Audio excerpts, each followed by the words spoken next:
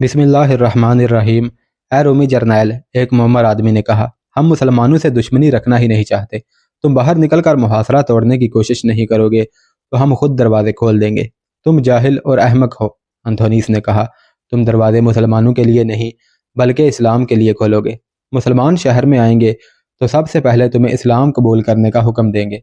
तुम्हें अपने मजहब से ही नहीं बल्कि अपनी खूबसूरत बेटियों और जवान बीवियों से भी दस्तबरदार होना पड़ेगा।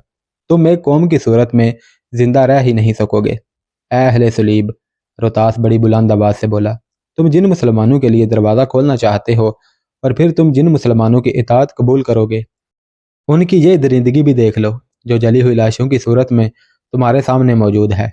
उन्होंने तुम्हारे दूध पीते बच्चे भी जला डाले हैं। हथियार डाल दिए तो वह हर इस ईसाई को कत्ल कर देंगे जो उनका मजहब कबूल नहीं करेगा। भीड़ में एक बूढ़े ने आगे आकर कहा, जहाँ लड़ाई होती है वहाँ बच्चे भी मारे जाते हैं। क्या तुम भूल गए हो कि रोमी और ईरानी फौज जिधर भी गई कत्लेआम कर दी गई। उन्होंने मासूम बच्चों को अपने हाथों कत्ल किया। नौजवान लड़कियों और कमसन बच्चियों को भी बेआबरू करके मार डाला या अपने साथ ले गए। मुसलमानों को हमने खुद अपना दुश्मन बनाया है। फिर हमारे लोग रोमियों की मदद को चल पड़े और रोमी लड़ने की बजाय भाग गए। मुसलमान हमें अपना दुश्मन क्यों ना समझें। अगर अपनी औरतों और बच्चों का तुझे इतना ही ख्याल है तो बाहर निकलो और हमला करो। शहर का बच्चा बच्चा लड़ेगा। वहां सारा शहर इकट्ठा हो गया था। बूढ़े की इस बात पर लोगों ने शोरगुल बर्पा कर दिया, जिसमें यही एक मुतालबा सुनाई दे रहा था कि मुसलमानों पर हमला करके मुहासरा तोड़ा जाए। शोरगुल में एक और आदमी आगे बढ़ा और उसने एक और बात पेश कर दी। एक मुसीबत और आ रही है, उस आदमी ने कहा। शहर में अनाज कम होता जा रहा है। थोड़े ही दिनों तक कहत पड़ जाएगा। मवेशियों और घोड़ों के लिए चारा मिल नहीं रहा। खेत कले के बाहर है जहां से हरा चारा नहीं लाया जा सकता। मवेशी इंसानों से पहले मरेंगे। ऐसे तड़प तड़प कर मर जाने से क्या ये बेहतर नहीं होगा कि हम अपने मजहब और अपनी आज़ादी की खातिर अभी लड़ें और जाने कुर्बान कर दें। अंथोनीस और रोतास के दिमागों में सिर्फ लड़ाई और मुहासरा समाया हुआ था। ये दोनों रूमी इस खुशफहमी में भी मुब्तला थे कि फतह उनकी होगी, मगर उन्होंने ये सोचा ही नहीं था कि लड़ाई के कुछ पहलू और भी होते हैं और कुछ तकाजे भी। जिन शहरों में फौज रखी जाती थी वहाँ खुराक और रस्त का इतना ज़्यादा जहीरा रखा जाता था जो अमूमन एक साल से ज़्यादा अरसे के लिए काफ़ी होता था। हलब में कोई फौज नहीं थी। शहरियों ने जहीरे की ज़रूरत ही महसूस नहीं की थी। मुसलमानों ने भी वहाँ फौज नहीं रखी थी, इसलिए अनाज का जहीरा भी नहीं रखा गया था। अब शहरियों को पता चला कि शहर में अनाज बड़ी तेज़ी से कम हो रहा है और मवेशियों के लिए हरा चारा भी नहीं मिल रहा। यह एक ऐसा मसला था जिसने अंथोनीस और रोतास पर खामोशी तारी कर दी और उन्हें कोई ऐसी बात ना सूझी जिससे वो लोगों के दिल बरचा सकते और उन्हें झूठी तसल्लियाँ देकर उनका हौसला कायम कर सकते। अंथोनीस ने उसी वक्त कबीलों के सरदारों को बुलाया और अलग ले जाकर बिठाया और हुराक की सूरत हाल उनके सामने रख कर कहा कि अब हमें यह मुहासरा बाहर निकल कर तोड़ना ही पड़ेगा। अगर हमने इंतज़ार किया कि मुहासरा खुद ही वापस चला जाएगा तो शहर के लोग फाका कशी के डर से खुद ही दरवाजे खोल देंगे और उसका जो नतीजा होगा वो कहने की ज़रूरत नहीं। सरदारों ने मुतफिका तौर पर फैसला कर दिया कि मुहासरे पर हमला किया जाए और इसके सिवा कोई चारा नहीं। अंथोनीस ने सरदारों से कहा कि वो उन तमाम लोगों को इकट्ठा करें जो लड़ने के काबिल हैं ताकि उन्हें ज़रूरी हिदायत दी जा सके। हलब के उस मुहासरे के मुतल्लिक मुअर्रखों ने जो तफसीलात लिखी हैं उनके मुताले से साफ ज़ाहिर होता है कि खालिद बिन वलीद रज़ी अल्लाह तआला अन्हु दुश्मन की नफ्सियात के साथ खेलने की कोशिश में थे। वो अब नफ्सियाती दाव पेच की जंग लड़ने की फ़िक्र में थे। उन्हें ये तो मालूम ही नहीं था कि जो दो दस्ते मुहासरे से हटाए गए हैं इस कार्रवाई का शहर के अंदर रद्द अमल क्या है। उन्हें यह भी मालूम नहीं था कि शहर में अनाज की किल्लत भी पैदा हो गई है। अपने साथी हयात बिन गनम रज़ी अल्लाह तआला अन्हु के साथ सुलह मशवरा करके खालिद बिन वलीद रज़ी अल्लाह तआला अन्हु ने शहर के एक पहलू से मुहासरा उठा ही दिया और उस तरफ के दस्तों को वापस भेज दिया। उस रोज़ अंथोनीस, रोतास और कबीलों के सरदार दीवार पर खड़े खालिद बिन वलीद रज़ी अल्लाह तआला अन्हु की यह कार्रवाई देख रहे थे। उन्होंने जब ये देखा कि उस तरफ से मुहासरा उठ ही गया है तो वो खुशी से फूले न समाए। हम मज़ीद इंतज़ार नहीं करेंगे, अंथोनीस ने अपना फ़ैसला सुनाया। कल सुबह इस तरफ के दोनों दरवाजे खोल कर बाहर निकलेंगे और उन मुसलमानों को काट कर रख देंगे। अगली सुबह अभी तुलू हुई ही थी कि शहर के दो दरवाजे खुले और शहर के लोग बर्छियाँ और तलवारें लिए اس طرح دوڑتے باہر نکلے جیسے سیلابی دریا کا بند یا کنارہ ٹوٹ گیا ہو۔ ان میں گھوڑ سوار بھی تھے۔ مسلمان ایسی حالت میں تھے جیسے وہ ایسا شدید اور تیز حملہ روک ہی نہیں سکیں گے، نہ انہیں حملہ روکنے کی تیاری کی مہلت ہی ملے گی۔ لیکن مسلمان سالاروں نے مجاہدین کو ہر وقت تیار رہنے کا حکم دے رکھا تھا، اور ساتھ ہی یہ کہا تھا کہ وہ اس طرح چلیں اور درختوں کے نیچے جا کر لیٹیں جیسے ان پر تھکن اور مایوسیوں کی چٹانیں آ پڑی ہوں۔ انتونیس نے حملے کی اسکیم دانش مندی سے تیار کی تھی۔ یوں نہ کیا کہ ایک طرف حملہ کرتا، اس طرح اس کے لشکر پر پیچھے سے مجاہدین حملہ کر دیتے۔ اس نے شہریوں کو بتا دیا تھا کہ دروازے سے نکلتے ہی 2 حصوں میں بٹ جائیں اور حملہ دائیں اور بائیں کریں تاکہ ان کے عقب محفوظ رہیں۔ ایک حصے کا کمانڈر انتونیس خود تھا اور دوسرے حصے کی کمانڈ روتاس کے پاس تھی۔ یوکلس روتاس کے ساتھ تھا۔ بظاہر ڈھیلے ڈھالے اور تھکے تھکے سے مجاہدین جب اٹھے اور مقابلے پر آئے تو حملہ آوروں کو یقیناً محسوس ہوا ہوگا کہ وہ بڑی سخت چٹانوں سے جا ٹکرائے ہیں۔ مجاہدین نے بہادری سے اس اچانک حملے کا مقابلہ کیا۔ خالد بن ولید رضی اللہ تعالیٰ عنہ کی دوسری اسکیم یہ تھی کہ کبھی بھی اندر سے حملہ آ جائے تو حملہ آوروں کے پیچھے سے کھلے دروازے میں داخل ہونے کی کوشش کی جائے، لیکن یہ اسکیم کامیاب نہ ہو سکی کیونکہ انتونیس نے اپنے لشکر کو 2 حصوں میں تقسیم کر کے دائیں بائیں کو کر دیا تھا۔ گھمسان کی لڑائی میں انتونیس اور روتاس نے اپنے لشکر کو ایک تربیت یافتہ فوج کی طرح لڑانے کی کوشش کی، لیکن وہ فوج نہیں تھی، وہ لڑنے والوں کا ہجوم تھا جو ایک ہی بات سمجھتا تھا کہ مسلمانوں کو قتل کرنا ہے۔ ہوا یہ کہ قبائلی خود ہی قتل ہونے لگے۔ مجاہدین کی اکثریت گھوڑ سوار تھی۔ انتونیس جان گیا کہ مسلمان دروازوں کی طرف آنا چاہتے ہیں، لیکن اس نے یہ بھی دیکھ لیا کہ اس کا لشکر مسلمانوں کو روک نہیں سکے گا۔ اس صورتحال پر اس نے اس طرح قابو پایا کہ اپنے لشکر کو واپس شہر میں آ جانے کا حکم دیا۔ اس کا حکم چل نہیں رہا تھا۔ اس نے سرداروں سے کہا کہ اپنے اپنے آدمی کو واپس شہر میں دھکیلو۔ یہ سرداروں کا ہی کام تھا کہ وہ اپنے آدمیوں کو لڑائی میں سے نکالنے اور واپس شہر میں لانے میں کامیاب ہو گئے۔ مجاہدین نے ان کا تعاقب کیا۔ انہیں امید تھی کہ وہ حملہ آوروں کے پیچھے پیچھے شہر میں داخل ہو جائیں گے، لیکن دروازے بند ہو گئے۔ اندر والوں نے یہ بھی نہ دیکھا کہ ان کے چند 100 آدمی باہر ہی رہ گئے تھے۔ ان آدمیوں نے مقابلہ جاری رکھا۔ چونکہ وہ دیوار کے قریب تھے، اس لیے دیوار پر کھڑے تیر اندازوں اور برچھی بازوں نے مجاہدین پر تیروں کا می برسا دیا اور برچھیاں بھی پھینکی۔ اس سے مجاہدین کو اچھا خاصا نقصان اٹھانا پڑا اور دشمن کے بہت سے آدمی جو باہر رہ گئے تھے بچ نکلے۔ ان کے لیے دروازہ کھلا اور وہ اندر چلے گئے۔ دیوار پر کھڑے قبائلیوں نے باہر کا منظر دیکھا۔ دور دور تک لاشیں بکھر گئی تھی اور شدید زخمی اٹھ کر چلنے کی کوشش کر رہے تھے۔ اس منظر سے قبائلی عیسائیوں کا حوصلہ اور زیادہ بڑھ گیا اور وہ اعلانیہ کہنے لگے کہ وہ ایسا ہی ایک اور حملہ پھر کریں گے۔ انتونیس نے سب کو فیصلہ سنا دیا کہ ایسا حملہ، بلکہ اس سے زیادہ زوردار حملہ ایک بار پھر کیا جائے گا۔ شہر کی عورتیں اپنے بیٹوں، بھائیوں اور خامدوں کو ڈھونڈتی پھر رہی تھیں۔ وہ اس ہجوم پر ٹوٹ پڑی تھی جو لڑ کر واپس آیا تھا۔ ان میں ایک لیزا بھی تھی جو پاگلوں کی طرح یوکلس یوکلس پکارتی پھر رہی تھی۔ اسے اپنا بیٹا نظر نہیں آ رہا تھا۔ یوکلس بھی اس حملے میں شامل تھا۔ لیزا دوڑتی ہوئی دیوار پر جا چڑھی تو دور سے اسے اپنا اکلوتا بیٹا نظر آ گیا۔ وہ روتاس کے پاس کھڑا تھا۔ لیزا یوں دوڑ کر یوکلس سے جا لگی جیسے چیل اوپر سے آ کر چوزے کو پنجوں میں دبوچ کر اوپر لے جاتی ہے۔ لیزا نے بیٹے کو اوپر سے نیچے تک اور ہر طرف سے دیکھا کہ یہ زخمی تو نہیں۔ یوکلس نے اسے حوصلہ دیا کہ وہ بالکل ٹھیک ہے اور وہ اس کے لیے ایسی دیوانگی کا اظہار نہ کیا کرے۔ یوکلس کی تلاش میں مارے مارے پھرنے والی ایک نوجوان اور بڑی ہی حسین لڑکی روزی بھی تھی جو کسی سے پوچھتی ہی نہیں تھی کہ یوکلس واپس آ گیا ہے یا نہیں، یا وہ کہاں ہے۔ یہ وہی عیسائی لڑکی تھی جسے یوکلس نے قسطنطین سے بچایا تھا۔ یہ لڑکی اسے حلب میں ملی اور پھر ان کی ملاقاتیں ہوتی رہتی تھیں۔ روزی بھی دیوار پر چلی گئی اور دور سے یوکلس کو لیزا کے بازوؤں میں دیکھ لیا۔ وہ دوڑ پڑی اور اس تک پہنچی۔ ان لوگوں میں حجاب تو تھا ہی نہیں۔ یوکلس نے روزی کو دیکھا تو ماں کے بازو سے نکل کر روزی کو اپنے ایک بازو میں جکڑ کر سینے سے لگا لیا۔ شہر سے باہر مجاہدین اپنے ساتھیوں کی لاشیں اٹھا رہے تھے۔ زخمیوں کو اٹھانے کا کام عورتوں کے سپرد تھا۔ یہ عورتیں مجاہدین کی بیویاں، بہنیں اور بیٹیاں تھیں جو مجاہدین کے ساتھ رہتی تھیں۔ ان کی رہائش کا انتظام محاصرے سے دور پیچھے خیموں میں کیا گیا تھا۔ ان میں شارینہ بھی تھی جو ہرکل کی بیٹی تھی اور اب ایک مجاہد حدید بن مومن ہزرج کی بیوی تھی۔ وہ دوسری عورتوں کے ساتھ زخمیوں کو پانی پلا رہی تھی۔ اور انہیں اٹھا اٹھا کر پیچھے مرہم پٹی کے لیے بھی لے جا رہی تھی۔ مجاہدین کا جانی نقصان ہوا تھا، لیکن اتنا نہیں کہ محاصرے کی تقویت پر اثر انداز ہوتا۔ زخمیوں کی تعداد کچھ زیادہ تھی، لیکن یہ بھی محاصرے کو کمزور نہیں کر سکتی تھی۔ خالد بن ولید رضی اللہ تعالیٰ عنہ نے شہر کی دوسری طرف سے چند سو گھوڑ سواروں کو ہٹا کر اس طرف کر دیا جہاں سے انہوں نے اٹھایا تھا۔ اس کے سوا انہوں نے کوئی اور سرگرمی نہ دکھائی، یعنی قلعے پر حملے کرنے کی کوشش نہ کی، اور مجاہدین کو پہلے کی طرح کا رویہ اختیار کرنے کو کہا۔ یہ بتانا ممکن نہیں کہ محاصرہ کتنا عرصہ رہا۔ اس سلسلے میں مورخوں میں اختلاف پایا جاتا ہے۔ ایک نے تو یہ عرصہ 7 سال لکھا ہے، جو کسی پہلو قابل قبول نہیں۔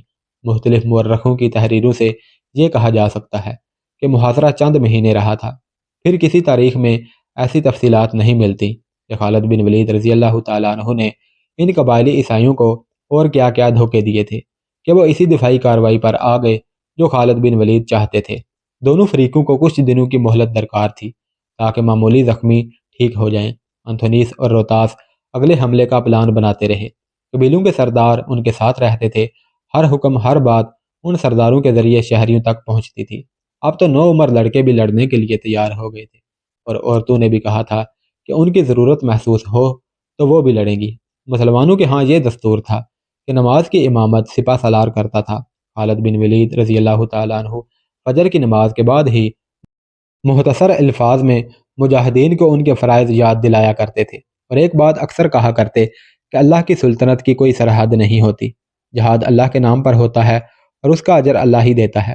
پھر کبھی کبھی وہ یہ بات بھی کہا کرتے تھے، دعا عمل کے بغیر اور عمل دعا کے بغیر اس پودے جیسا ہے جسے اگا تو لیا لیکن پانی دینا بھول گئے۔ خالد بن ولید مجاہدین کو براہ راست جو احکام دینا چاہتے تھے وہ فجر کی نماز اور دعا کے بعد دیا کرتے تھے۔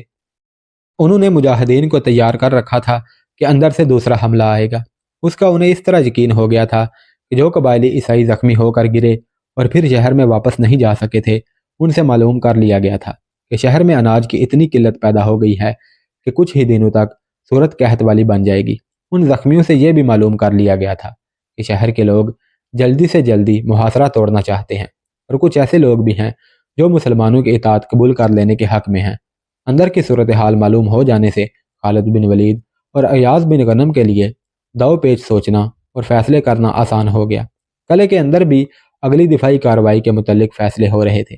انتھونیس اور روتاس نے 2 روز بعد صبح حملہ کرنے کا فیصلہ کر لیا۔ بہت سے معمولی زخمی ٹھیک ہو چکے تھے اور پہلے سے زیادہ شہری حملے میں شریک ہونے کے لیے تیار ہو گئے تھے۔ انتھونیس کا عزم ہی یہ تھا کہ یہ حملہ فیصلہ کن ہوگا۔ اندر کے لشکر کو اب 2 کی بجائے 4 دروازوں سے نکلنا تھا، یعنی حملہ شہر کے دونوں پہلوؤں سے کیا جائے گا۔ یوکلس نے انتھونیس اور روتاس کو بتائے بغیر اپنا ایک جانباز گروہ تیار کر لیا تھا، جس میں اس جیسے نوجوان شامل ہوئے تھے، اور وہ سب گھوڑ سوار تھے۔ انہوں نے طے کر لیا تھا کہ مسلمانوں کے سپہ سالار پر حملہ کریں گے اور اسے زندہ یا مردہ شہر کے اندر لائیں گے۔ یہ بھی طے کیا گیا کہ وہ کہیں اور نہیں لڑیں گے، صرف اس جگہ پہنچیں گے جہاں یہ سالار ہوگا۔ وہ جانتے تھے کہ سپہ سالار محافظوں کے حصار میں ہوگا اور انہیں بڑی ہی خون ریز لڑائی لڑنی پڑے گی۔ حملے کی صبح میں 1 دن رہ گیا تھا اور 1 رات۔ یوکلس اپنی ماں سے رخصت ہو کر چلا گیا۔ اس نے صرف ماں کو بتایا تھا کہ ایک جانباز گروہ تیار کیا ہے جس کا انتھونیس اور روتاس کو علم نہیں، اور اس کا یہ گروہ مسلمانوں کے سپہ سالار کو زندہ یا مردہ اپنے ساتھ لائے گا۔ اس نے ماں سے کہا تھا کہ اب وہ اپنے گروہ میں جا رہا ہے اور واپس گھر حملہ کے بعد ہی آ سکے گا۔ ماں نے اسے پیار اور دعاؤں کے ساتھ رخصت کیا تھا۔ انتھونیس بہت مصروف تھا، کبھی دیوار پر چلا جاتا اور مسلمانوں کے لشکر کو دیکھتا، اور پھر دوڑا نیچے چلا جاتا اور قبائلی سرداروں سے مل کر انہیں پہلے کہی ہوئی باتیں ایک بار پھر کہتا۔ ایک جنون اور ایک حبت تھا جو اس کے دماغ پر سوار ہو گیا تھا۔ دن کا پچھلا پہر تھا۔ انتھونیس کو روتاس کی ضرورت محسوس ہوئی۔ کسی اور کو بھیجنے کی بجائے وہ خود اس کی تلاش میں چل پڑا۔ اس کا خیال تھا کہ اسی کی طرح باہر بھاگتا دوڑتا پھر رہا ہوگا، لیکن وہ اسے نہ ملا۔ آخر وہ روتاس کے گھر کو چل دیا۔ وہ اکیلے رہتا تھا، اس لیے انتھونیس بغیر اطلاع اندر چلا گیا۔ صحن میں جا کر اس نے روتاس کو آواز دی۔ ایک کمرے میں سے روتاس کی آواز سنائی دی کہ وہ کپڑے بدل کر آتا ہے۔ انتھونیس اس خیال سے اس کے کمرے کی طرف چل پڑا کہ وہ اکیلا ہوگا۔ دروازہ بند تھا، لیکن کواڑوں پر ہاتھ رکھا تو کواڑ کھل گئے۔ انتھونیس نے کمرے میں جو منظر دیکھا اس سے اس کا خون کھول اٹھا اور دماغ کو چڑھ گیا۔ لیزا بھی اس کمرے میں موجود تھی اور بڑی تیزی سے کپڑے پہن رہی تھی۔ کسی شک و شبہ کی گنجائش نہیں تھی کہ اس سے پہلے وہ برہنہ تھی۔ روتاس بھی بڑی ہی تیزی سے کپڑے پہن رہا تھا۔ انتھونیس محاصرے کو اور اگلے دن کے حملے کو بھول ہی گیا اور اس نے تلوار نکال لی۔ تلوار لے لو، انتھونیس نے روتاس کو للکارا۔ صحن میں آ جاؤ، پھر جو زندہ رہے گا یہ عورت اس کی ہوگی۔ یہ اس زمانے کا دستور تھا کہ بعض تنازعات کے فیصلے تلوار کیا کرتی تھی۔ روتاس نے فوراً چیلنج قبول کر لیا اور تلوار لے کر صحن میں نکل آیا۔ وہ بھی آخر رومی تھا اور اس کا کردار ان کے کلچر کے عین مطابق تھا۔ انتھونیس اور روتاس کی تلواریں ٹکرانے لگی۔ اتنے میں لیزا نے کپڑے پہن لیے اور وہ دوڑتی صحن میں آئی۔ اس نے دونوں دوستوں کو دیکھا جو ایک دوسرے کے خون کے پیاسے ہو گئے تھے۔ دونوں ایک دوسرے پر وار کرنے کے لیے پیچھے ہٹے۔ دونوں کے یہ پینترے ایسے تھے جیسے دونوں کو یقین تھا کہ وہ دشمن کو مار لیں گے۔ وہ تلواریں برچھی کی طرح سیدھی کر کے ایک دوسرے کو مارنے آگے بڑھے تو لیزا دوڑ کر ان کے درمیان میں آ گئی اور انہیں رک جانے کو کہا، لیکن دونوں بڑی ہی تیزی سے آگے بڑھے تھے اور فاصلہ کچھ تھا ہی نہیں، اس لیے وہ رک نہ سکے۔ اور ہوا یوں کہ ایک کی تلوار برچھی کی طرح لیزا کے پیٹ میں اتر گئی اور دوسرے کی تلوار لیزا کے پیٹ کے اندر دور تک چلی گئی۔ دونوں نے تلوار کھینچ لی، لیکن وار اتنے بھرپور تھے کہ لیزا زندہ رہ سکتی ہی نہیں تھی۔ وہ گری اور ایک پہلو کی طرف لوٹ گئی۔ دونوں نے اسے دیکھا، پھر ایک دوسرے کی طرف دیکھا۔ انتھونیس پیچھے ہٹا جیسے وہ روتاس پر ایک اور حملہ کرے گا۔ ٹھہر جاؤ انتھونیس، روتاس نے اپنی تلوار بڑی زور سے صحن میں پھینکی۔ تلوار کچے صحن میں اتر کر وہیں کھڑی رہی اور ہلتی رہی۔ روتاس نے کہا، ہم دونوں ایک عورت کے پیچھے اپنی حیثیت بھول بیٹھے ہیں۔ کیا ہم نے یسوع مسیح کی سلطنت قائم کرنے کا عزم نہیں کیا تھا؟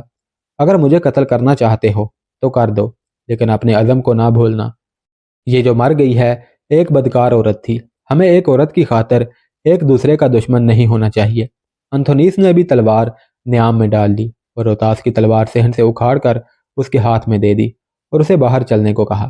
باہر نکل کر انتھونیس نے روتاس سے کہا، جو ہوا ہے وہ دل سے اتار دے اور بھول جائے، ہمیں فتح حاصل ہو جائے، عورتوں کی کمی نہیں۔ یوکلس اپنے جانباز گروہ میں چلا گیا تھا۔ وہ ماں کو کہہ گیا تھا کہ حملے بعد ہی واپس آ سکے گا۔ اسے بتانے والا کوئی نہ تھا کہ اس کی ماں روتاس کے گھر میں مری پڑی ہے۔ انتھونیس اور روتاس یوں آپس میں پہلے کی طرح شیر و شکر ہو گئے جیسے کچھ ہوا ہی نہیں تھا۔ صبح کو اجالا ابھی دھندلا تھا جب شہر کے 2 دروازے ایک پہلو سے اور دوسرے 2 دوسرے پہلو سے کھلے اور اندر سے لشکر بڑی ہی تیزی سے ان 4 دروازوں سے نکلنے لگے۔ ادھر 5واں دروازہ کھلا اور یوکلس اپنے تقریباً 100 جانبازوں کے ساتھ شہر سے نکلا۔ یہ دروازہ اسی نے کھلوایا تھا۔ انتھونیس نے صرف 4 دروازے کھولنے کا حکم دیا تھا اور یہ بھی کہا تھا کہ حملے کے دوران دروازے کھلے رکھے جائیں۔ اب کے لشکر کے لڑنے کا انداز کچھ اور تھا۔ دائیں بائیں حملہ کرنے کے بجائے سیدھے حملے کیے گئے۔ مسلمان حملہ روکنے کے لیے تیار ہو گئے اور تصادم ہوا۔ مجاہدین کے لڑنے کا انداز یہ تھا کہ وہ مقابلہ تو کر رہے تھے لیکن دباؤ ڈالنے کے بجائے پیچھے ہٹتے جا رہے تھے۔ ان قبائلیوں کو معلوم نہ تھا کہ خالد بن ولید کس قدر دانش مند سپہ سالار ہیں اور رہتی دنیا تک غیر قومیں بھی ان کے حوالے دیا کریں گی۔ مجاہدین کا اس طرح آہستہ آہستہ پیچھے ہٹنا کہ دشمن کو یہ دھوکہ ہو کہ یہاں بھی بھاگ نکلیں گے، مسلمانوں کی ایک خاص جنگی چال تھی جس سے انہوں نے بڑی بڑی جنگی طاقتوں کو شکست دی تھی۔ انتھونیس اور روتاس بھی اسی دھوکے میں آ گئے اور محسوس ہی نہ کر سکے کہ ان کے لشکر قلعے سے خاصی دور نکل آئے ہیں جہاں سے ان کے لیے واپسی محال ہو جائے گی۔ جب دونوں طرف سے قبائلی لشکر مسلمانوں سے لڑتے لڑتے شہر سے بہت دور نکل گئے تو شہر کے ساتھ والے ٹیکریوں اور پہاڑیوں میں سے گھوڑ سوار مجاہدین کا ایک سالاب نکلا۔ یا وہ تیز و تند طوفان تھا جو حیران کن رفتار سے شہر کی طرف آیا اور شہر کی دیوار اور قبائلی عیسائیوں کے لشکر کے درمیان حائل ہو گیا۔ یہ وہ گھوڑ سوار مجاہدین تھے جو محاصرے سے نکل گئے تھے اور انتھونیس اور شہر کے لوگوں کو یہ دھوکہ ہوا تھا کہ مسلمان محاصرہ اٹھا رہے ہیں اور یہ گھوڑ سوار دستے واپس چلے جائیں گے۔ وہ گئے کہیں بھی نہیں تھے، ٹیکریوں اور پہاڑیوں کے پیچھے جا کر چھپ گئے تھے اور اپنے سپہ سالار کے اشارے کا انتظار کرتے رہے تھے۔ انہیں بہت ہی دنوں بعد اشارہ ملا اور ان کے لیے جو حکم تھا ان کی تعمیل انہوں نے پوری خوش اسلوبی سے کی۔ ان میں سے کچھ شہر کے کھلے دروازوں میں سے اندر چلے گئے اور باقی قبائلی لشکروں پر ٹوٹ پڑے۔ محاصرہ کرنے والے وہ مجاہدین جو لڑتے لڑتے پیچھے ہٹ رہے تھے یک لحظ رک گئے اور قبائلیوں پر حلہ بول دیا۔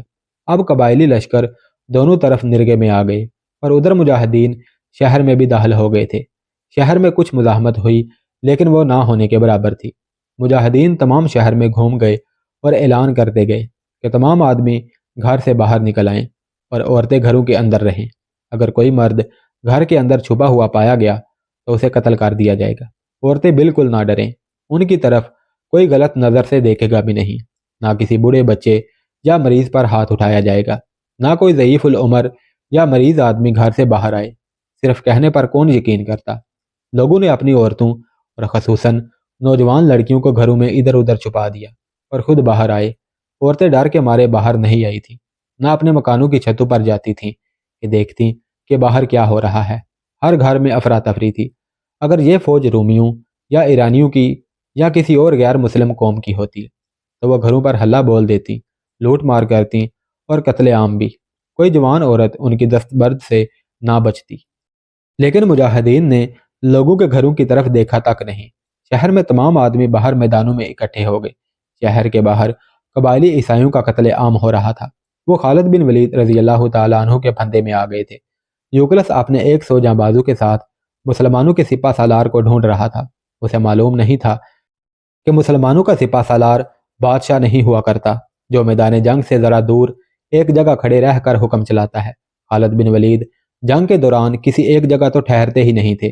قاصد اور مجاہد ان کے ساتھ ساتھ رہتے تھے۔ یوکلس انہیں ڈھونڈتا ہی رہا کہ وہ بھی اپنے جانبازوں کے ساتھ مجاہدین کے گھیرے میں آ گیا اور نوجوانوں کا یہ دستہ کٹ کٹ کر گھوڑوں سے گرنے لگا اور گھوڑے انہیں پاؤں تلے روندنے مسلنے لگے۔ دونوں رومی مارے گئے ہیں، کسی نے بڑی ہی بلند آواز سے کہا۔ انتھونیس بھی نہیں رہا، روتاس بھی قتل ہو گیا ہے۔ یہ آواز کئی آوازوں میں بدل گئی اور تمام تر میدان جنگ میں یہ اطلاع پھیل گئی کہ قبائلیوں کے کمانڈر انتھونیس اور روتاس مارے گئے ہیں۔ قبائلی عیسائیوں کا جوش و خروش ایسا مان پڑا جیسے جلتی مشعل اچانک بجھ گئی ہو۔ انہوں نے برچھیاں، تلواریں اور کمانیں پھینک دیں اور چلا چلا کر کہنے لگے کہ ہم نہیں لڑیں گے۔ ان میں جو گھوڑوں پر سوار تھے وہ گھوڑوں سے اتر آئے اور اس طرح جو مرنے سے بچ گئے تھے ہتھیار پھینک کر موت سے محفوظ ہو گئے۔ خالد بن ولید رضی اللہ تعالیٰ عنہ نے جنگ روک دی اور یہ حکم نہیں دیا کہ ہتھیار ڈالنے والوں کو قید میں ڈال دیا جائے، بلکہ یہ اعلان کیا کہ جو قبائلی ہتھیار ڈال چکے ہیں وہ شہر کے اندر چلے جائیں لیکن اپنے گھروں میں داخل نہ ہوں۔ اس حکم کے مطابق قبائلی سر جھکائے ہوئے دروازوں میں داخل ہونے لگے اور ایک میدان میں اکٹھا ہو گئے۔ کچھ دیر بعد خالد بن ولید اور سالار غیاث بن غنم رضی اللہ تعالیٰ عنہ شہر کے صدر دروازے سے فاتحین کی حیثیت سے شہر میں داخل ہوئے۔ یہ شام کا آخری قلعہ تھا، وہ بھی فتح ہو گیا اور شام کی فتح پر مسلمانوں کی مہر ثبت ہو گئی۔